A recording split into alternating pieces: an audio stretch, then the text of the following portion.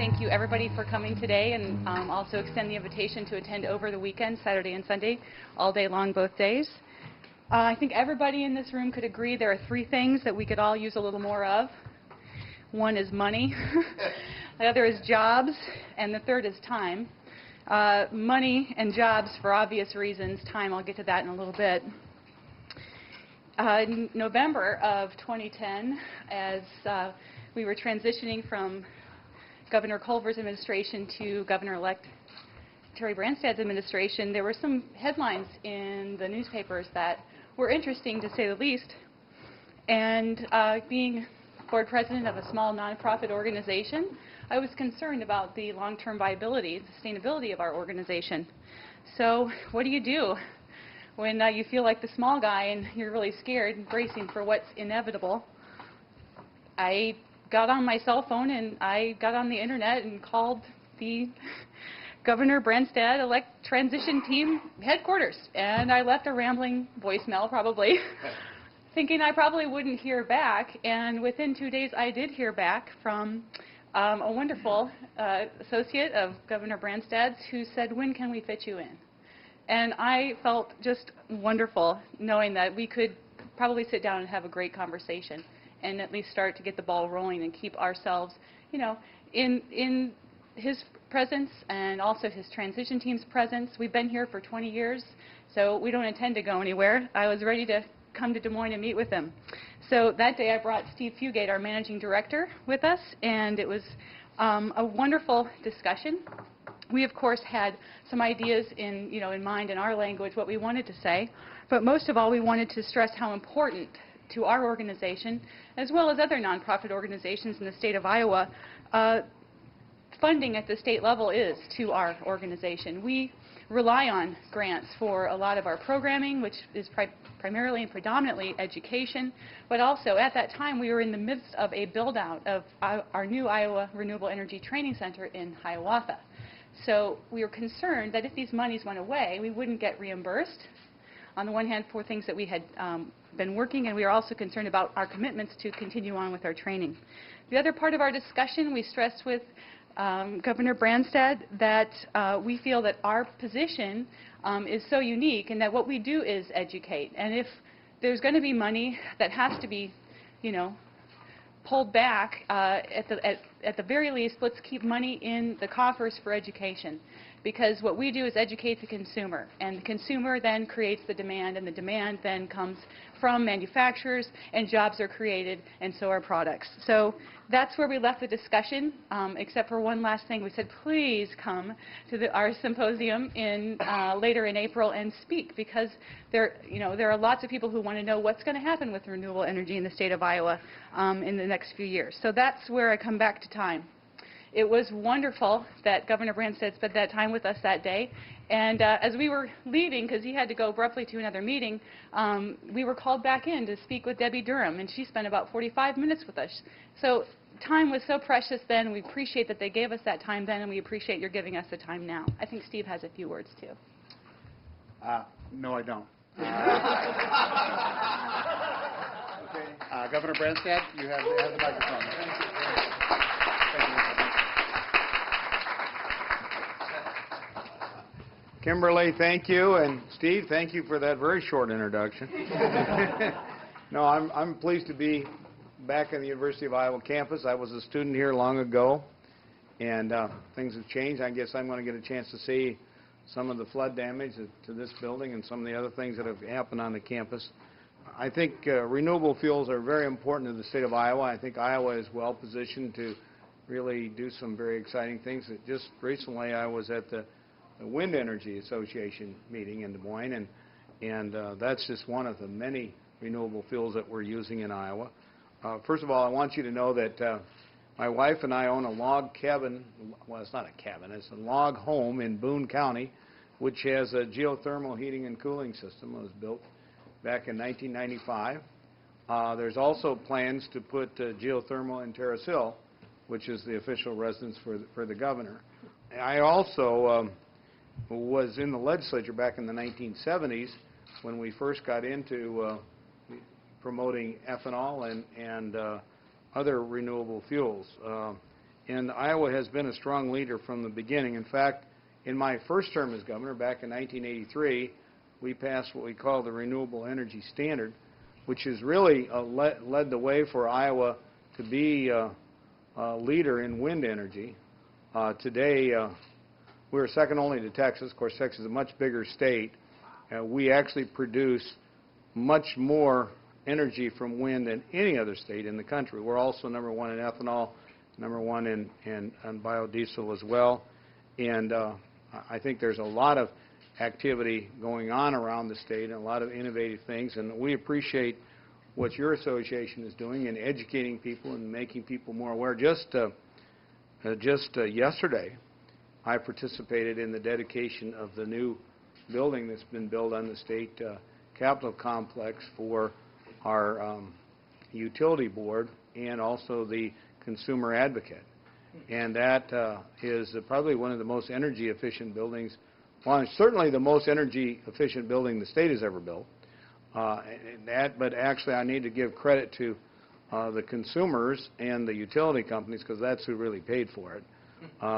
Not the taxpayers, but well, you as consumers that use the utilities of our state pay for it, really. But it is really a pretty remarkable facility. I'd certainly recommend it if you're in the Capitol. It's in the southeast corner of the Capitol complex, right on southeast 14th Street in Des Moines.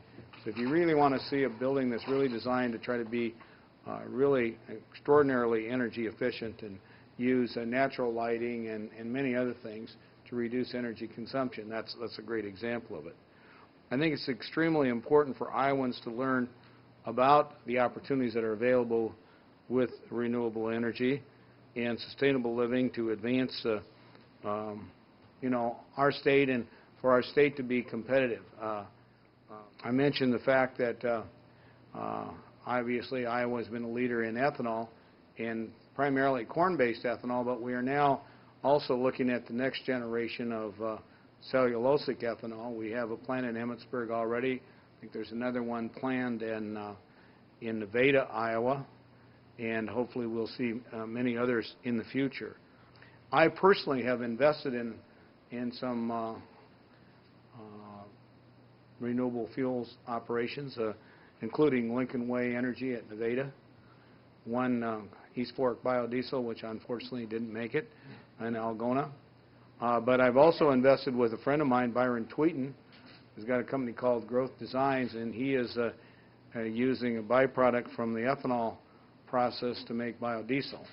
And it's in the process of I think, getting the financing, and it's going to be located east of Forest City, where he grew up. He and I played high school football together in the offensive line for Forest City High School. And he's been very successful with his company, Growth Designs, which is really a company that does fundraising for nonprofits. And his company is headquartered in Milwaukee, Wisconsin, but he has decided to build this new facility on the home farm where he grew up, which is in Mount Valley Township, east of Forest City. I think the state of Iowa has the potential to be the real leader in terms of renewable energy. I think we started even back when I was in the legislature, the work that was done when I was governor, when Governor Vilsack was governor, when Governor Culver was governor. We have moved forward and I think made incremental improvements throughout. As we look to the future, I have some very ambitious goals. You mentioned, I think, in the introduction, the importance of jobs and income. I have a goal of 200,000 new jobs for the state of Iowa in the next 5 years. That's a very ambitious goal, raising family incomes by 25%.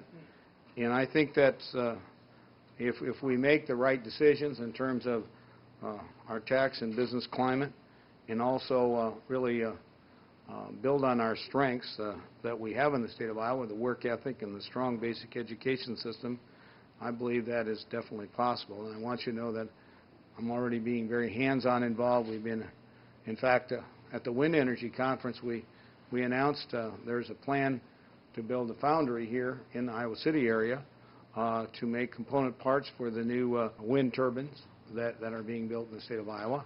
I also met with a company that's working on a transmission line to transmit some of that electricity. They want to use direct current to Chicago and places east.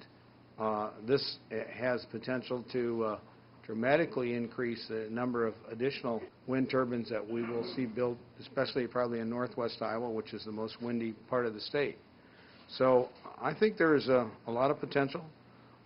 We know with biomass, with algae, there's a lot of opportunity that people are seeing there now in terms of the new fuels that are going to be made from that. I see these are opportunities not only to reduce our dependency on foreign oil and to be more energy efficient and to reduce pollution, but also to create good jobs in the state of Iowa. Already we have seen significant jobs related to ethanol, biodiesel, and wind energy, and now even in the maintenance of these facilities as being important. For example, simple energy efficiency also updates what a family can do in terms of reducing the cost of utilities for your home, and with some minor modifications, people can save from 10 to 50% of their utility bills. In 2010, not 1910. In 2010, renewable fuels industry supported 49,000 jobs in the state of Iowa and provided $2.4 billion of income for Iowa households. So it's no small thing. In fact, the wind energy people pointed out to me the other day, in this country, in recent years, the power plants, when you look at the generation of power, the biggest growth has been in wind, not in coal, not in natural gas, and it's been more in wind. Now, we know that wind is maybe not the total answer for providing the power needs for our country, because the wind doesn't always blow uniformly every day. We understand that. But it is certainly in our state, and I think our state is setting a great example for the kinds of things that can be done by other states. In fact, we passed that renewable energy standard back in 1983. 28 states have now copied it. So obviously we've been the leader and the pioneer. And while all of these renewable energy industries help the Iowa economy, they also help us protect the environment, to pass on the environment for future generations. So I hope that it looks like you've got a busy schedule planned for this weekend. I'm pleased to have the opportunity to be here, and I thank you for inviting me. I look forward to working with you. I think together there's a lot that we can do to revitalize the Iowa economy, to use renewable energy as a way to make Iowa kind of unique and a leader, and I certainly want to play an important role in making that happen. Thank you very much.